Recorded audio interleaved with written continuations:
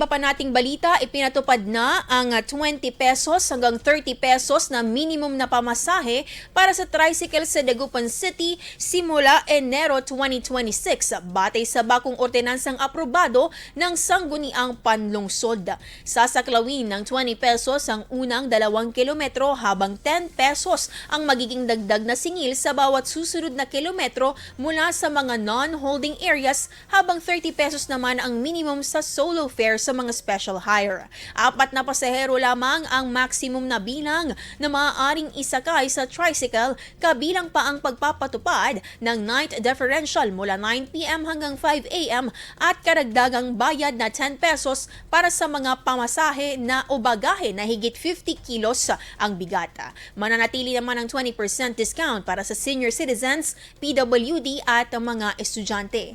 Bilang bahagi naman ng service at conduct standards, ipinag-utos ang pagbabawal ng pagtanggi sa pasahero maliban sa banta sa kaligtasan at kondisyon maging ang angkop na pakikitungo at kalinisan ng sasakyan at ng driver. Mga hinaing na inihayag ng mga commuters noong public consultation.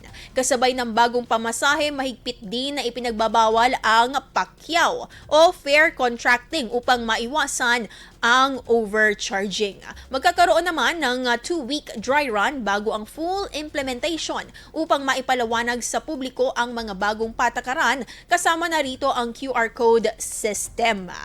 Ayon pa, ang bagong fare system ay bahagi ng hakbang ng lungsod upang magkaroon ng mas maayos at patas na pamasahe para sa mga pasahero at tricycle drivers sa Dagupan City. IFM News. IFM News. IFM News.